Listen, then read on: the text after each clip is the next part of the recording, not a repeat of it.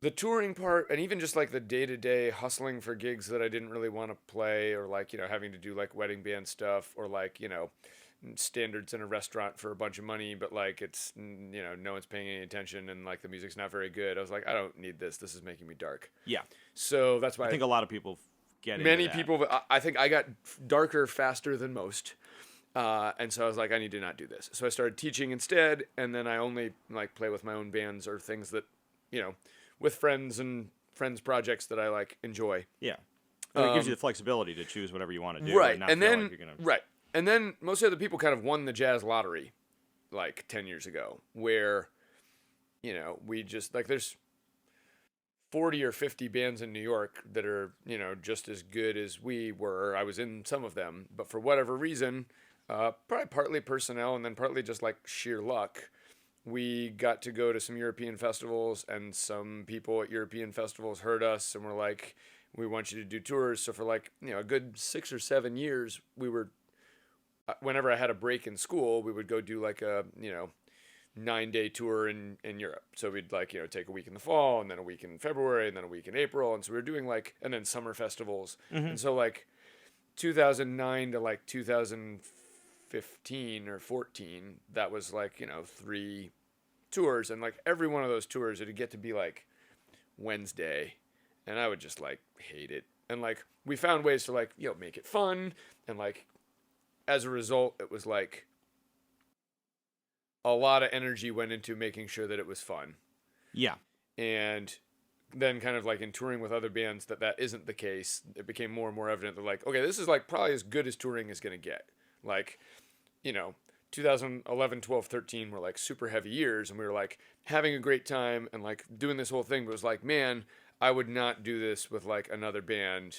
And this is only fun because we're doing like going out of our way to do stupid crap every town we're in. Yeah. Um, and so kind of over the years, I was just like, yeah, I don't really like the touring part. Yeah. And kind of over the last couple of years, I just like I'm doing it less. And so yeah, when we did paint, I didn't go out of my way to try and tour with that really at all. Like we did some stuff here in the States, but like very just like easy, and that was that. And like, we'll still go over and play like festivals from time to time, but even that, like the sending out all the emails to make that stuff happen, it's just like, this sucks. Like I don't need this. Yeah. So I'll probably do. I'm gonna do some of that because I do like performing, but I'm very comfortable not doing as much of that as I used to. Sure. And kind of I don't have this, oh man, I gotta work really hard and put out some stuff that's like, gets a bunch of press so that I can like get a bunch. It's like, no, I'm just gonna do whatever I'm gonna do, and if I do a tour a year, that'll be great. Sure. And like even that, I'll be like kind of dark about having to like put together, but like that's about where I'm at. Yeah. Sure. Litmus test wise. So we did like a couple of like a short thing in Europe this summer.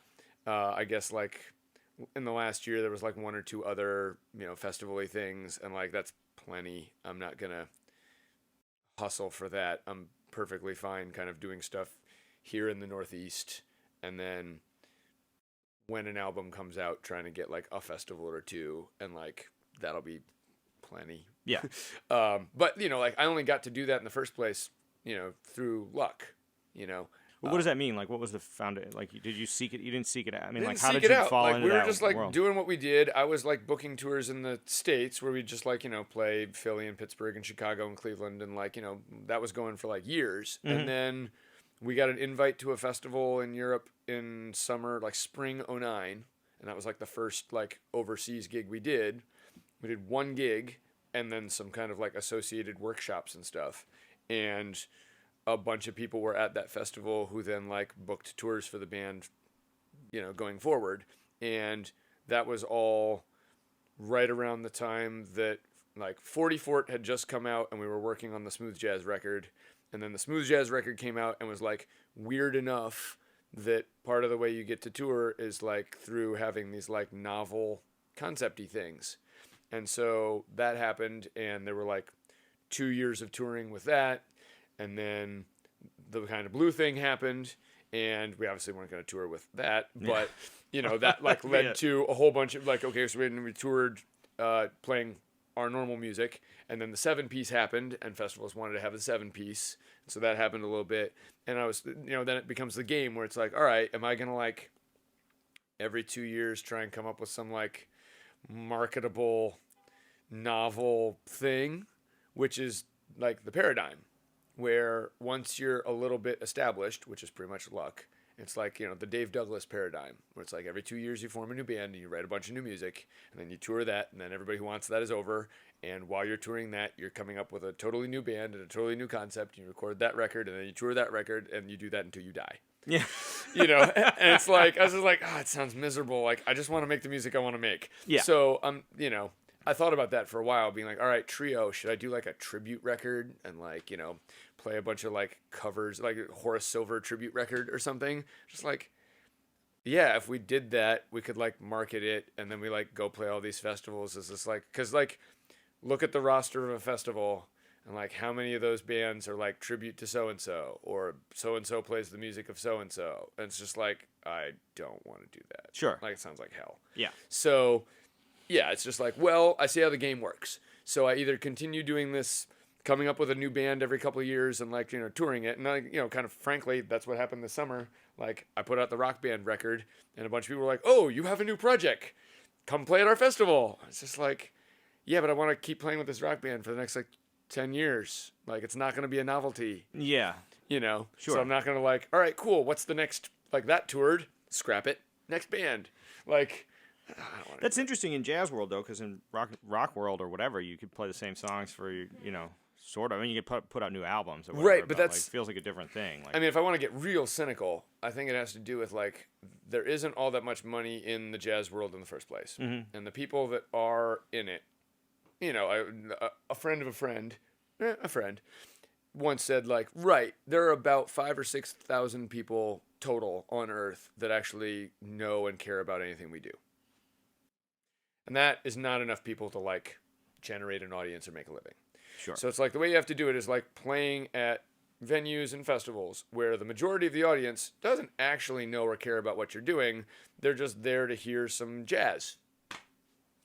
Cool. Yeah. And so the only way you're going to do that is by enticing them somehow, either with some kind of like understandable program, like I'm writing music about global warming. And then someone's like, doesn't really, like, kind of likes jazz and like, knows Miles Davis and has heard Kind of Blue and is like, some jazz music about global warming. Let's go check that out. But like, the tunes could be about towns in Pennsylvania. Yeah, or whatever. right. It doesn't matter. So you're going to see a jazz band. And so Yeah, right. you either like deliberately do some kind of gimmick. Yeah. Or you do tributes to people that people already know.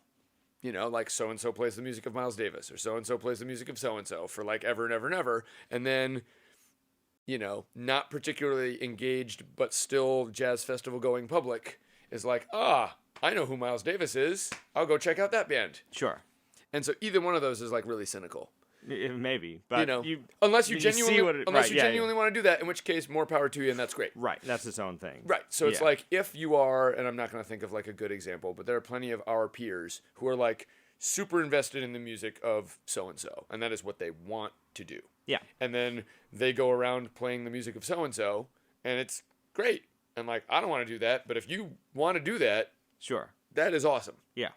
But I don't want to do that. Yeah, and you've lifted yourself out of following any kind of a path right. in It's that like regard. You can do whatever it is right, you want to do. I've always just wanted to do the thing that I want to do. And I got really lucky that for a while there was like, because of its novelty, there was like enough of buzz and audience about that we got to do all those gigs. Yeah. But, at no point did I think about like, oh, if I put out a fake bullshit smooth jazz record, people are going to love that shit and I'm going to get more gigs.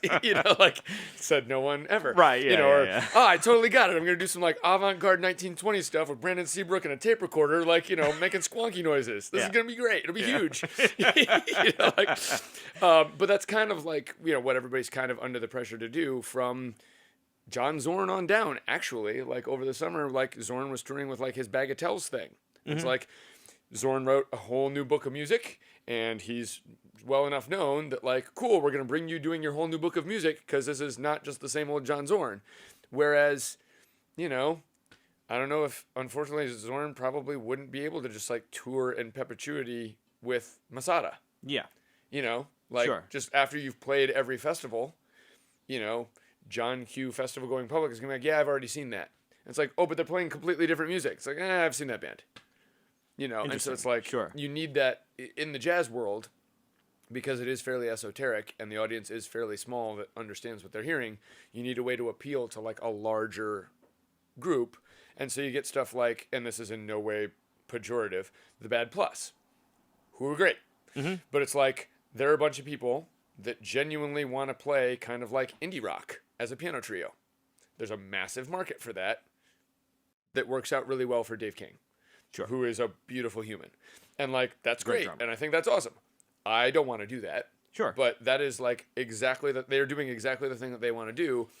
And it happens to be like, you know, they play a Nirvana cover and like the non-jazz invested public really likes that because it's like recognizable as a Nirvana cover, but now it's a piano trio. Yeah. Great. Like, I don't want to do a record of Nirvana covers. Sure. You know, Yeah. I'm glad that they do, and I like hearing it. Or like, you know, Yeah. VJ Iyer doing, what's her name? MIA. Uh-huh. I happen to love that arrangement, and like, I love me some MIA, and I love me some VJ Iyer. But it's like, I don't have any desire to do that thing. Sure. And so everybody is kind of forced to contend with if you're going to tour for a living, you need to find a way to like constantly have like a new thing in order to like make that like viable.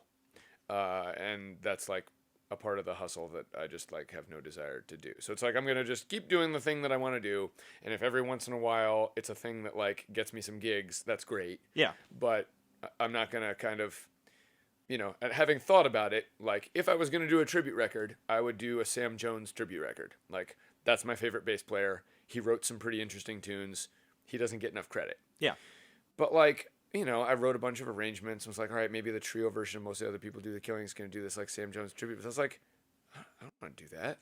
Like, you know, and like, I don't want to do to Sam Jones tunes what we would do to Sam Jones tunes. Right. You know, like, that's not the thing either. So Yeah. it's just like, I'm not going to do like a most of the other people do the killing plays the music of Sam Jones. And if I eventually do that, it'll be because I've finally gotten to a spot where I like found a way that like, okay, I'm going to do it this way. Yeah. But, you know, us playing a bunch of his tunes the way we play his tunes doesn't open any new doors. Sure. You know, and all it does is like, all right, here's like a marketable thing that's kind of disingenuous Yeah. for me. Yeah. So it's just like, yeah, I'm just, you know, maybe I'll get around to do that because like I've been thinking about that for a really long time, but now is not the time that I want to do that. And if I do it, it'll be because like I've decided this is a thing I really want to do. Right. And I probably won't get any gigs and it won't matter.